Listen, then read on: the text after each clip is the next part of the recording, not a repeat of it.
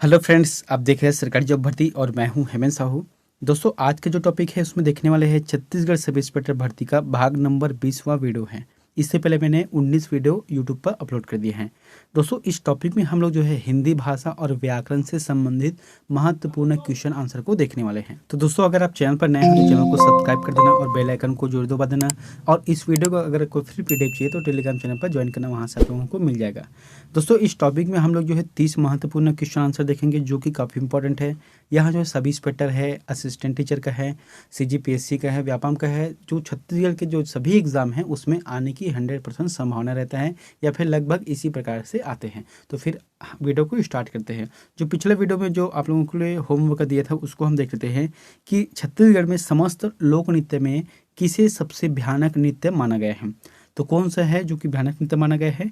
इसका जो आंसर आ जाएगा वहाँ दमनच नृत्य को, है ना। दमनच नृत्य को जो है सबसे भयानक नृत्य माना जाता है छत्तीसगढ़ का। आज का पहला क्वेश्चन देखते हैं।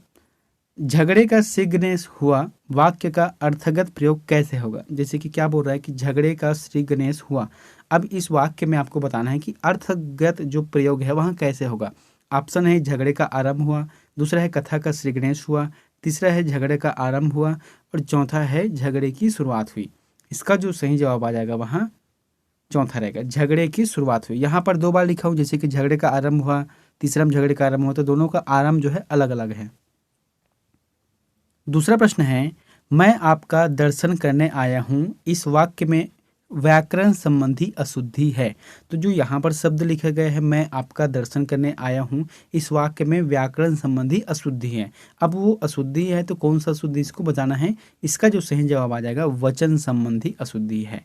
एक वचन बहुवचन, तो बहुवचन यहाँ पर देखो दर्शन सदैव बहुवचन का प्रयोग होता है, तो फिर इसका जो है गलत आ जाएगा। ठीक है, दर्शन जो है हमेशा बहुवचन प्रयोग होता है, इसलिए कह सकते हैं कि यहाँ पर व्याकरण संबंधी अशुद्धि हुआ है। तीसरा प्रश्न है, भाववाचक संज्ञा का चयन करें। भाववाचक जो संज्ञा है उसका चयन करना है, जैसे कि संज्ञा है तो इसमें से आंसर क्या आ जाएगा यहाँ पर रेगिस्तान, हिमालय, एकता और भारतवर्ष। सही आंसर आ जाएगा एकता, है ना। एकता जो है क्या है, एक भाववाचक शब्द है, भाववाचक संज्ञा है। जैसे कि एकता है और जो है मिठास है, प्रेम है, ये सभी जो है भाववाचक संज्ञा के अंतर्गत आता है। दोस्तों, अगर वीडियो आप लोगों को अच्छा लगा है तो वीडियो को लाइक जरूर कर देना, क्योंकि देखो यहाँ पर जो है हम लोग कंटिन्यू जो है कोई भी एग्जाम हो छत्तीसगढ़ का उसके बारे में हम लोग चर्चा करने वाले हैं। तो फिर आज का जो वीडियो देखोगे वहाँ किसी न किसी एग्जाम में आया हुआ क्वेश्चन है या फिर आने की 100% संभावना है, उसी टाइप से यहाँ क्वेश्चन आंसर मैं लाने की कोशिश करता हूँ। तो फिर आप जो है वीडियो पर बने रहें और वीडियो जब भी डालता हूँ आपके पास अगर नोटिफिकेशन जाता है तो प्लीज़ कम से कम वीडियो को पूरी तरह से देखना, क्योंकि आपको जो है 10-20 मिनट के अगर वीडियो आप लोग देख लेते हो तो इसका मतलब है कि आपका जो 30 अंकों का क्वेश्चन 100% आपका याद हो जाएगा। इसमें कोई और अतिरिक्त पढ़ने की ज़रूरत नहीं है। ठीक है, अगर बुक को निकाल कर पढ़ रहे हो तो फिर अधिकतर समय लगता है, और रोज़ का अगर आधे घंटे अगर पढ़ाई कर रहे हो तो फिर उसमें समय नहीं लगता है। इसलिए आप जो है रोज़ का डेली का एक रूटीन बना लो कि मुझे एक वीडियो 2 वीडियो रोज़ का देखना है। तो इससे क्या होगा, आपका जो पढ़ाई भी वो कंप्लीट होते चला जाएगा। उसके बाद चौथा प्रश्न देखते हैं कि अर्थ के विचार से संज्ञा के कितने प्रकार हैं। क्या बोला गया है, अर्थ के विचार से, कभी कभी अर्थ के भेद से पूछ देते हैं। तो इसका जो आंसर जाएगा वहाँ 5 प्रकार से। कौन कौन से 5 प्रकार से है? व्यक्तिवाचक संज्ञा है, जातिवाचक संज्ञा है, समूहवाचक संज्ञा है, भाववाचक संज्ञा है और पदार्थवाचक संज्ञा है। कुल मिलाकर जो है अर्थ के विचार से कहो चाहे अर्थ के दृष्टिकोण से बोला जाए तो फिर संज्ञा के 5 भेद होते हैं या 5 प्रकार होते हैं। पांचवा प्रश्न है, प्राचार्य जी आ रहे हैं, खाली स्थान प्रणाम करो। अब यहाँ पर क्या आएगा, प्रश्न क्या बोला गया है कि प्राचार्य जी आ रहे हैं, खाली स्थान प्रणाम करो। वाक्य में रिक्त पद पर उपयुक्त सर्वनाम का उपयोग करना है। यहाँ पर जो लिखा गया है वह सर्वनाम है। इसका जो सही आंसर आ जाएगा पहला आ जाएगा उन्हें, है ना। प्राचार्य जी आ रहे हैं, उन्हें प्रणाम करो, ये सही रहेगा। छठा प्रश्न है, किस शब्द का प्रयोग स्त्रीलिंग रूप में नहीं होता? तो कौन से ऐसे शब्द है जिसका प्रयोग जो है स्त्रीलिंग शब्द में नहीं होता? यहाँ पर भाषा है, नींद है और पुराण है और व्यथा है। तो इसका जो सही आंसर आ जाएगा वहाँ पुराण आ जाएगा। ठीक है, यहाँ पर थोड़ा सा मात्रा मिस्टेक हो गया है। तो फिर इसका जो सही आंसर क्या आ जाएगा, स्त्रीलिंग शब्द क्या है, नहीं है पुराण, क्योंकि पुराण जो शब्द है वहाँ एक पुल्लिंग शब्द है। सातवां प्रश्न है, लिंग की दृष्टि से दही क्या है? जैसे कि दही बोलते हैं तो स्त्रीलिंग है कि पुल्लिंग है कि उभयलिंग है? दोस्तों ये दही वाला प्रश्न हमेशा बार बार प्रश्न में आते हैं, व्यापम हो चाहे पीएससी हो, इसमें हमेशा दही वाला ही प्रश्न पूछे जाते हैं। इसलिए आप लोगों को यहाँ पर लाया हूँ कि जो लिंग जो दही शब्द है वहाँ कौन सा लिंग है। इसका जो सही आंसर आ जाएगा वहाँ पुल्लिंग है ना, पुल्लिंग आ जाएगा। जैसे कि द्रव्यों के नाम जितना भी आएगा वहाँ पुल्लिंग शब्द रहेगा। जैसे कि पानी है, तेल है, घी है, शरबत है और जो है शराब है, ये जितने भी शब्द है वहाँ पुल्लिंग शब्द के अंतर्गत आएगा। 8वां प्रश्न है, बात का धनी मुहावरे का अर्थ है। जैसे कई लोगों को बोलते हैं कि आप बात के धनी हो, इसका मतलब क्या होता है? पैसे वाला होता है कि वायदे का पक्का होता है या अमीर होता है या फिर वाचाल होता है? वाचाल मतलब जो अधिक बोलते हैं उसे कहा जाता है। यहाँ पर क्या बोला गया है? बात का धनी मतलब आ जाएगा वायदे का पक्का, जो वादा करता है उसको निभाता है। जैसे कि मैं कल सवेरे सुबह उठकर मॉर्निंग वॉक पे जाऊँगा, मतलब जाऊँगा मतलब जाना ही है, ठीक है। ये क्या हुआ? वायदे का पक्का हुआ, इसी को कहा जाता है बात का धनी। 9वां प्रश्न है, लोकोक्ति का पर्याय है। तो लोकोक्ति का पर्याय क्या है? क्या कहा जाता है लोकोक्ति को? ऑप्शन है कहावत कहा जाता है, नाटक है, कविता है, मुक्तक है। सही जवाब आ जाएगा इसका कहावत कहा जाता है। लोकोक्ति का पर्याय है कहावत है। यहाँ पर एक कोटेशन मैंने लिख दिया है, आप इसको देखना, बहुत ही अच्छा है, डॉक्टर भोलानाथ तिवारी का।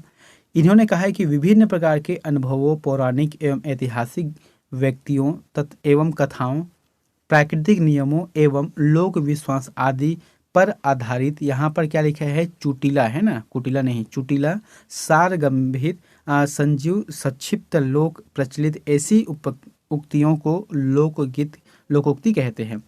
या फिर इसको कह सकते हैं लोकोक्ति पूरा वाक्य है। लोकोक्ति मतलब पूरा वाक्य है। 10वां प्रश्न है, दांत काटी रोटी होना का अर्थ है। दांत काटी रोटी होना का अर्थ क्या आ जाएगा? दुश्मनी करना है कि सच्ची मित्रता निभाना है?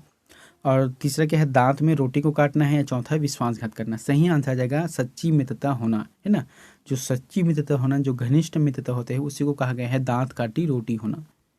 11वां प्रश्न है, ठेस लगे बुद्धि पड़े का आशय है।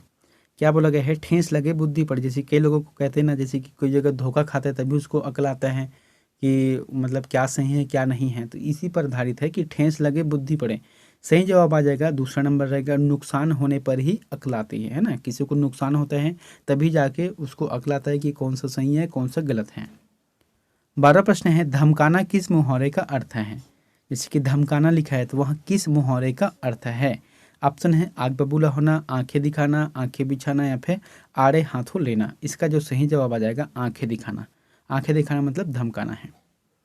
13वां प्रश्न है, हिंदी में सर्वश्रेष्ठ रस किसे माना जाता है? तो हिंदी में सर्वश्रेष्ठ रस किसे माना जाता है? रौद्र रस है, श्रृंगार रस है, हास्य रस है और शांत रस है। तो इसका जो सही जवाब आ जाएगा वहाँ श्रृंगार रस आ जाएगा, ठीक है। श्रृंगार रस इसका आ जाएगा, हिंदी का सर्वश्रेष्ठ रस श्रृंगार रस है। इसका अर्थ देख लेते हैं कि नायक और नायिका के मन में संस्कार रूप में स्थित रति या प्रेम जब रस की अवस्था में पहुंच जाता है तो वहाँ श्रृंगार रस कहलाता है। 14वां प्रश्न है, संचारी भावों की संख्या मानी गई है। दोस्तों यहाँ जो है प्रश्न पूछा भी गया है 2019 के जो एग्ज़ाम हुआ था CGPSC के अंतर्गत। तो इसमें क्या पूछा गया है कि संचारी भाव की संख्या मानी गई है, तो 33 इसकी संख्या है। कितनी है? 33 है। 15 प्रश्न है, बहु शब्द का बहुवचन है। बहु शब्द का बहुवचन है, जैसे कि सही आंसर आ जाएगा बहुओं, है ना। जैसे कि अलग अलग शब्द के हिसाब से बहुओं, जो बहुए है ये नहीं आएगा यहाँ पर, जो है बहुओं सही आंसर आ जाएगा बहुवचन के रूप में। 16 प्रश्न है, मोहन फल खाता है वाक्य में खाता किस प्रकार की क्रिया है? जैसे क्या बोल रहे हैं, मोहन फल खाता है वाक्य में खाता किस प्रकार की क्रिया है? इसका जो आंसर आ जाएगा अकर्मक क्रिया है। अकर्मक क्रिया है, ठीक है। यहाँ पर कि जिन क्रियाओं के क्रिया का फल कर्ता में ही रहता है, जैसे कि कोई भी क्रिया कर रहे हैं लेकिन उसका जो फल है वह कर्ता पर ही पड़ता है, तो उसे अकर्मक क्रिया कहा जाता है। यानी कि मोहन फल खाता है, ये अकर्मक क्रिया है। 17 प्रश्न है, किस में विशेषण है? तो विशेषण है वहाँ किस में है? लाल घोड़ा है, रामायण है, आप है, वहाँ यहाँ है। सही जवाब आ जाएगा इसका लाल घोड़ा। देखो विशेषण मतलब विशेषता बताते हैं। यहाँ पर क्या है? लाल घोड़ा। घोड़ा कैसे है? लाल है या फिर सफ़ेद है या फिर काला है, ये जो है विशेषता है लाल। लेकिन घोड़ा को घोड़ा कहा जाता है। उसके बाद अगर विशेषण डालना तो उसमें लाल शब्द जोड़ा गया है, इसलिए इसका आंसर पहला आ जाएगा। 18वां प्रश्न है, संस्कृत निष्ठ शब्दों को कहते हैं। जो संस्कृत निष्ठ जो शब्द है उसे क्या कहा जाता है? ऑप्शन है विदेशी शब्द है, तत्सम शब्द है, देशज शब्द है या संकर शब्द है। सही जवाब आ जाएगा तत्सम शब्द। तत्सम शब्द कहा जाता है संस्कृत निष्ठ को। अगर संस्कृत से कन्वर्ट होकर हिंदी बने तो वहाँ तद्भव हो जाता है। 19वां प्रश्न है, जो शब्द मूल रूप से संस्कृत के हो और हिंदी में ध्वनि या अर्थ के धरातल पर अविकृति रूप से प्रयुक्त होते हो वे कहलाते हैं। अभी बताया था आप लोगों को, इसका जो सही जवाब आ जाएगा वहाँ तद्भव आ जाएगा। ठीक है, जो शब्द अगर संस्कृत में है उसका अगर हिंदी में ध्वनि हो या फिर अर्थ निकल रहा हो तो उसे जो है तद्भव कहा जाता है। 20वां प्रश्न है, उत्पत्ति के अनुसार शब्द के कितने प्रकार हैं? तो जो उत्पत्ति हुआ है तो उत्पत्ति के आधार पर कितने प्रकार के, मुख्य रूप से जो है 4 प्रकार के माने गए हैं। फिर उसके बाद जो है अलग अलग अंदर में है वो अलग है। जैसे कि सबसे पहले क्या है, रूढ़ शब्द है, यौगिक शब्द है, देशज शब्द है और विदेशज शब्द है। अब यहाँ पर क्या शब्द हो सकते हैं, जैसे कि विदेशज में अलग अलग देश के हैं और देशज शब्द के भी अंतर्गत अलग अलग पार्ट अगर हम करना चाहें तो उसको हो सकते हैं, लेकिन मूल रूप से अगर बोला जाएगा तो फिर इसका जो आंसर जाएगा 4 शब्द उत्पत्ति के आधार पर है। 21वां प्रश्न है, भगीरथी का पर्यायवाची शब्द है। तो भगीरथी शब्द का भगीरथी का जो पर्यायवाची है वह कौन सा है? भगीरथी क्या है? नदी का नाम है। सरिता है, गंगा है, यमुना है, निर्झिनी है। इसका जो आंसर जाएगा वहाँ गंगा, गंगा को कहा जाता है भगीरथी। 22वां प्रश्न है, दोस्तों यहाँ पर जो शब्द दिए गए उसको देखना है, क्योंकि देखो निम्नलिखित शब्दों का अर्थ दृष्टि से सही युग्म करना है, यानी कि सही जोड़ी आपको मिलाना है। अचल, अचला, अली या फिर आली, इसका जो आंसर क्या रहेगा? जैसे कि यहाँ पर लिखे अचल है ना, तो अचल मतलब होता है सैल, सैल पत्थर को कहा गया है और पत्थर यहाँ पर नहीं है मतलब पर्वत है, तो यही इसका आंसर जाएगा अचल, जो अपनी जगह से हिलता नहीं है। इसका जो आंसर जाएगा वहाँ थर्ड आ जाएगा। उसके बाद जो अचला है, तो जो अचला जो शब्द है इसका जवाब आ जाएगा पृथ्वी का आ गया। ठीक है, यहाँ पर पृथ्वी आ जाएगा। उसके बाद जो अली है, अली मतलब क्या आ गया यहाँ पर? भौरा है ना, भौरों को कहा जाता है अली। अलग अलग इसके और प्रकार है और बचा क्या है? आली। तो आली क्या है? ये सखी है। इसका जो सही जवाब आ जाएगा 3, 1, 4, 2, यानी कि दूसरा नंबर सही है। 23वां प्रश्न है, मृषा किस शब्द का पर्याय है? जो मृषा शब्द है वहाँ किस शब्द का पर्याय है? मिथ्या का है, मृत्यु का है, मुक्ति का है या फिर मित्र का है? सही जवाब आ जाएगा इसका मिथ्या कहा जाता है। ठीक है, यहाँ पर मिथ्या है जो कि मृषा शब्द का पर्याय है। 24वां प्रश्न है, इनमें से कौन सा अर्थ अज का नहीं है? तो अज का कौन सा शब्द इसका अर्थ नहीं है? यहाँ पर बकरा है, दशरथ के पिता है, व्यवधान है या फिर ब्रह्मा है। सही आंसर आ जाएगा व्यवधान। व्यवधान को नहीं कहा जाता है। बाकी अज का जो अर्थ है अलग अलग समय में अलग अलग निकला है। अज मतलब है बकरा को भी कहा जाता है, या दशरथ के पिता का भी नाम अज है और ब्रह्मा को भी कहा गया है अज, तो इस तरीके से इसको कहा गया है। अज का अर्थ है ब्रह्मा, बकरा, दशरथ के पिता इत्यादि के नाम को कहा गया है। 25वां प्रश्न है, इनमें से कौन कनक अनेकार्थी नहीं है? जो कनक जो शब्द है इसका अनेकार्थी शब्द नहीं है। क्या है? खजूर है और जो है सूर्य है और गेहूं है और धतुरा है। सही जवाब आ जाएगा सूर्य। सूर्य को जो है कनक नहीं कहा जाता, बाकी खजूर, गेहूं, धतुरा, सोना ये सभी को जो है कनक कहा जाता है। 26वां प्रश्न है, अनुग्रहित का अर्थ है, जो अनुग्रहित करना, तो अनुग्रहित का मतलब क्या होता है? इसका आंसर क्या आ जाएगा? यहाँ पर पहला आ जाएगा। ठीक है, जैसे कृपा का आभार मानने वाला, कृपा का आभार मानने वाला अनुग्रहित कहलाता है। 27वां प्रश्न है, ऐसा कवि जो विषयानुसार तत्काल रचना कर दे इसके लिए उपयुक्त शब्द होगा। तो ऐसे कौन से कवि, मतलब कवि को क्या कहा जाता है? जो कि त्वरित यानी कि तुरंत किसी बात पर बोलो तो वह तुरंत उसके लिए कविता बना देते हैं, उसे क्या कहा जाता है? महाकवि, आशु कवि, कविश या फिर कविराज। सही जवाब आ जाएगा आशु कवि, है ना, जो कि बहुत कम समय में सटीक इसका कविता बना देते या फिर उसके लिए शायरी लिख देते हैं। 28वां प्रश्न है, जो किसी अन्य के पद या स्थान का कार्यरत है उसे कहते हैं। तो उसे क्या कहा जाता है? जो किसी अन्य के पद पर है ना, जैसे कि कोई कार्य कर रहा है लेकिन वह नहीं है, उसके स्थान पर अगर कोई दूसरा आकर कार्य करता है तो उसे क्या कहा जाता है? बदले का कार्यकर है, दूसरा है कार्यकारी है, तीसरा स्थापना है, चौथा है अल्पकालीन। सही जवाब आ जाएगा स्थापना कहा जाता है।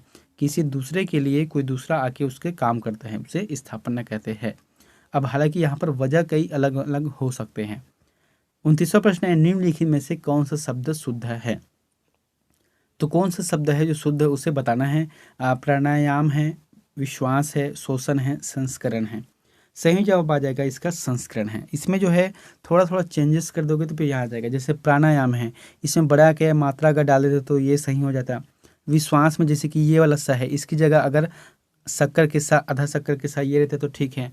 यहाँ पर शोषण में आधा जो शक्कर के साथ है उसकी जगह सो आ जाता है ना षटकोण के साथ, तो ये भी सही हो जाता है। लेकिन फिलहाल तो चौथा सही है। उसके बाद है तीसरा प्रश्न है कि मनुष्य संहार का शुद्ध रूप है। मनुष्य है और एक तरफ से संहार है, तो इसका शुद्ध रूप क्या है? मानव वध है कि मनुष्यता का संहार है, या फिर मानव संहार है, या फिर नर संहार है? इसे कहा जाता है नरसंहार कहा जाता है। नरसंहार मतलब मनुष्य संहार का शुद्ध रूप यही है नरसंहार। 31वां प्रश्न है दोस्तों, 31वां क्वेश्चन आप लोगों के लिए होमवर्क है, तो इसका आंसर में प्लीज कमेंट बॉक्स पर जाकर जरूर बताएं। आप लोगों के लिए प्रश्न है कि बहुब्रीहि समास का यहाँ उपयुक्त उदाहरण है। यहाँ पर जो 4 ऑप्शन दिए गए हैं, पंचवटी, नवयुवक, निर्जन, घर द्वार, तो इसमें ये बताना है कि बहुब्रीहि समास का उदाहरण कौन सा है। दोस्तों अगर वीडियो आप लोगों को अच्छा लगा तो वीडियो को लाइक कर देना, और चैनल पर अगर नया हो तो चैनल को सब्सक्राइब कर देना, बेल आइकन को जरूर दबा देना। मिलते हैं नेक्स्ट वीडियो में एक नई जानकारी के साथ। Thank you.